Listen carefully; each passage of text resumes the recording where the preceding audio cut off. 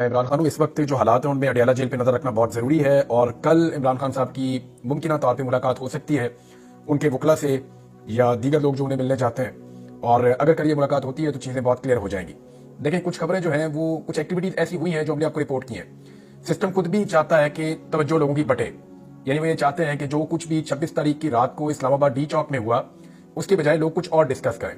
लोग डिस्कस करें कि इमरान खान साहब को शिफ्ट किया जा रहा है, लिहाजा इसके लिए एक कार्रवाई शुरू की गई और वहां पे ये बाकायदा अनाउंस किया गया, बताया गया। वहां पे अनाउंसमेंट तो नहीं थी, लेकिन वहां पे जो लीगल तरीकाकार है कानूनी उसको अडॉप्ट किया गया और जेल के अमले को ये इन्फॉर्मेशन मिली कि अब इमरान खान साहब को मूव किया जाएगा। उसके बाद ये खबर बाहर आती है और उसके बाद जो इमरान खान साहब के साथ जेल में सलूक है वो भी चीजें रिपोर्ट हुई है कि किस तरह से उनको तंग किया जा रहा है। अब इससे तवज्जो बटाना भी बात मकसद होता है, यानी कभी गवर्नर राज की बात कर दी, कभी कोई और। लेकिन आज की मैं आपको खबर दे देता हूं जो आज अडियाला जेल में हुआ। अडियाला जेल में काले शीशों वाली 2 फॉर्च्यूनर गाड़ियां आज सुबह यानी एतवार वाले दिन, एतवार को मैं आपको ये बता दूं कि कोई वजीर जेल खाना जात हो या कोई वजीर आला हो या कोई बड़ा जज हो या कोई सुपरिटेंडेंट जेल हो या ये आईजी जेल खाना जात हो, ये लोग तो जा सकते हैं। वैसे कोई मुलाकाती वगैरह एंटर नहीं हो सकते जेल के अंदर, ये बड़ी क्लियर है चीज। अब हुआ यह है आज के दिन में कि 2 गाड़ियां जेल के अंदर दाखिल हुई हैं। इन दोनों गाड़ियों की तलाशी नहीं ली गई, इनको चेक नहीं किया गया। ये दोनों गाड़ियां काले शीशों वाली थी और दोनों गाड़ियां फॉर्च्यूनर गाड़ियां थी। ये जेल के अंदर दाखिल हुई, इनके आने से पहले ही दरवाजा खुल गया था। ये रफ्तार के साथ अंदर दाखिल हुई गाड़ियां, इनको चेक नहीं किया गया। दोनों गाड़ियों के ऊपर नंबर प्लेट नहीं थी। 7 से 8 लोग कुछ फाइलें वगैरह लेकर गाड़ियों में से उतरे और वो अंदर चले गए जेल में, जबकि जो 2 ड्राइवर थे वो गाड़ियों के अंदर मौजूद रहे। अब तकरीबन जो इतला यह है, एक इतला यह है कि 6 घंटे के करीब और एक इतला यह है कि 2 बजे के बाद किसी वक्त ये गाड़ियां वहां से निकली दोबारा। हाँ, ये बात कंफर्म है कि जब ये गाड़ियां वहां से दोबारा निकली है चंद घंटे या कई घंटे रहने के बाद, तो ये बड़ी रफ्तार में वहां से निकली है और इनके बाहर आने से पहले दरवाजे खुल गए थे और ये गाड़ियां बड़ी रफ्तार में वहां से निकली और सीधी गायब हो गई, नजरों से ओझल हो गई। तो 2 गाड़ियां थी, दोनों फॉर्च्यूनर थी, 7 से 8 लोग थे। ये जेल के अंदर गए, इन्होंने छुट्टी वाले दिन किससे मुलाकात की, क्या बातचीत हुई, इसके बारे में किसी को कुछ पता नहीं है। जितनी इंफॉर्मेशन थी उतनी मैंने आपको दी है कि 2 फॉर्च्यूनर गाड़ियां जेल में आई हैं और ये जेल का हमला नहीं है, ये बात मैं आपको कंफर्म कर रहा हूं। और ना ये एसओपी फॉलो किए गए हैं जिन एसओपी के साथ कोई जेल में दाखिल होता है। 12 ये गाड़ियां आई, 7-8 लोग थे, ये अंदर गए, ये किसी को मिले या इन्होंने कोई कार्रवाई की, उसके बाद ये निकले और वापस चले गए। एक खबर और है जेल के हवाले से। जेल में एक नया एसओपी बनाया गया कि इमरान खान साहब के ऊपर जिन ऑफिसर्स की ड्यूटी है उसमें असिस्टेंट सुपरिटेंडेंट भी है और डिप्टी सुपरिटेंडेंट भी है, जबकि 4 के करीब मुलाजिम भी है। अब ये जिन लोगों की ड्यूटी इमरान खान साहब के ऊपर है, नंबर 1 का ऊपर नीचे हो सकता है, इन लोगों के बारे में एक हुक्म जारी किया गया है कि 15 दिन तक ये लोग जेल से बाहर नहीं जाएंगे। यानी ये क्लियर कर दिया गया है कि जब तक इनकी ड्यूटी इमरान खान साहब के मामला पे है तो 15 दिन तक ये लोग जेल से बाहर नहीं जाएंगे। जेल के अंदर ही एक बारह का एक जगह है, उसको खाली करवा के इनकी चारपाई और बिस्तर लगवा दिए गए कि जनाब आपने जेल के अंदर रेस्ट करना है। जेल के अंदर आपको पता है कि जैमर्स वगैरह चल रहे होते हैं, वहां से बाहर राब्ता भी नहीं कर सकते, सिर्फ इसलिए कि इमरान खान की कोई मालूमात बाहर ना आए।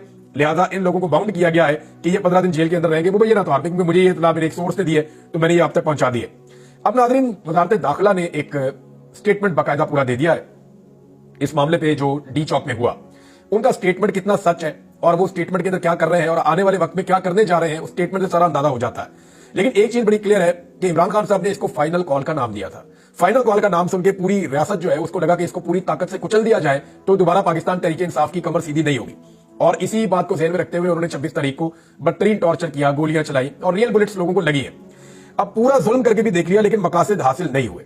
ग्राउंड से जो रिपोर्ट्स आ रही है वो ये है कि पाकिस्तान के लोग ज्यादा ताकत से इमरान खान के साथ खड़े हैं, वो इमरान खान को अब ज्यादा पसंद कर रहे हैं और वो इसको एक ज्यादती के तौर पे, एक जुल्म के तौर पे देख रहे हैं। खासतौर पे जो अली अमीन गंडापुर साहब ने स्टेटमेंट दिया और जो खैबर पख्तूनख्वा से जो रहनुमा है पाकिस्तान तहरीक इंसाफ के, इवन बहुत सारे पंजाब से भी, उनके जो स्टेटमेंट्स आए हैं उसके बाद उसमें कहीं वो शिकस्त खोरदा नजर नहीं आ रहे।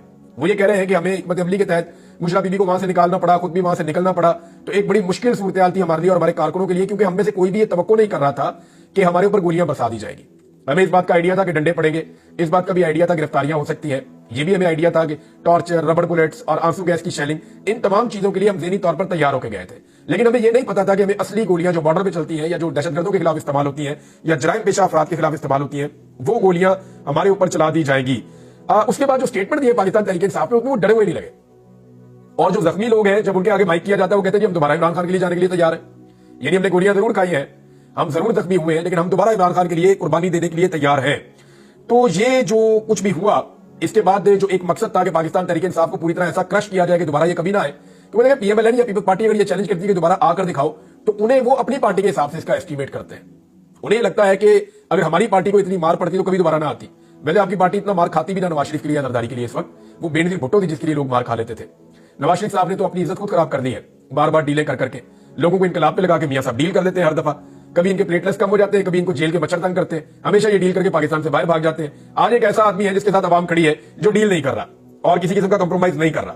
तरीके इंसाफ के लोगों ने और अली अमीन गंडापुर ने, बाकी लोगों ने एक सवाल उठाया। उन्होंने कहा जी आइंदा अगर हम पुरअमन एहतजाज के लिए आना चाहें तो अपने साथ हम क्या लेकर आए अपनी हिफाजत के लिए।